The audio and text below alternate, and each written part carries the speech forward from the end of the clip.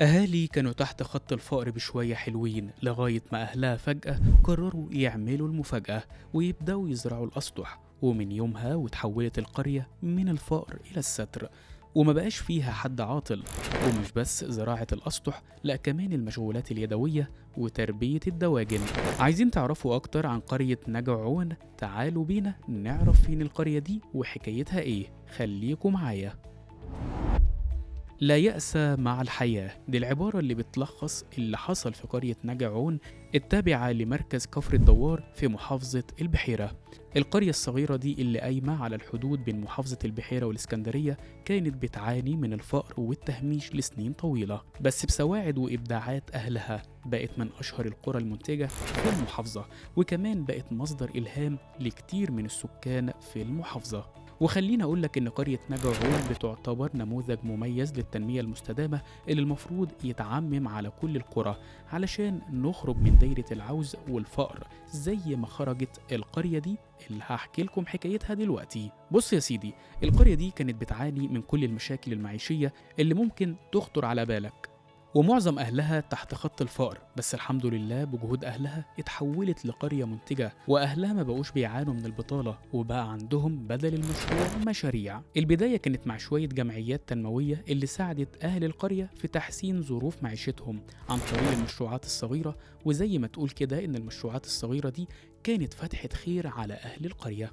والمشروعات دي كانت متنوعة زي زراعة الأسطح بالطرق التكنولوجية الحديثة اللي بتوفر المية وبتحقق الاكتفاء الذاتي من الخضروات والفواكه لأهل القرية. كمان في مشروعات حرفية صغيرة زي السجاد والملابس وإنتاج الحرير الطبيعي من دودة القز. وما ننساش المشروعات الزراعية زي إنتاج عيش الغراب وتربية المواشي والدواجن، وكمان المشروعات الخدمية زي الأفران البلدية لخدمة الفقراء من أهل القرية. أحكي لك إيه بقى ولا إيه؟ أصل إبداعات أهل قرية العون ما بتخلص، وأهمها زراعة أسطح المنازل اللي تعتبر تجربة جديدة على أهل قرى الدلتا اللي ما يعرفوش غير طرق الزراعة التقليدية. وزراعة الأسطح عن طريق الأواني والمواسير البلاستيكية هي الأمل في الزراعات الحديثة، لأنها بتوفر المية بشكل كبير وبتدي إنتاج أعلى من الأراضي الزراعية، وكمان أرباحها كتيرة قوي. وعشان كده كل المنتجات الزراعية في القرية أورجانيك، عشان ما بيستخدموش المبيدات أو الكيماويات الصناعية في زراعتها. عشان كده هي أكثر أمانا على صحة الإنسان من الزراعات التانية. كمان أهل القرية بيدربوا الستات والشباب على زراعة الأسطح عن طريق المهندسين الزراعيين من أهل القرية.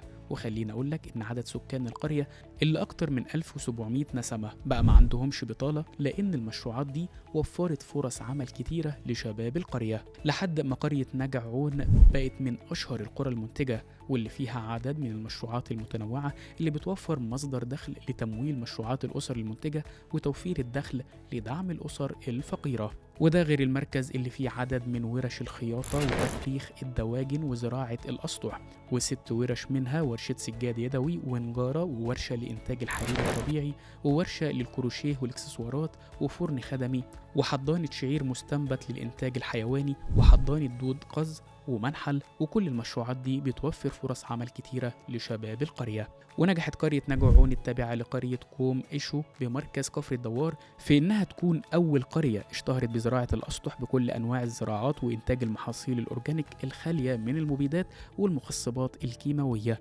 وزراعتها بالطريقة الحديثة اللي بتوفر المية. دي كانت حكاية قرية نجعون، واللي أثبتت إن مفيش مستحيل مع الإصرار والشغل اللي بجد.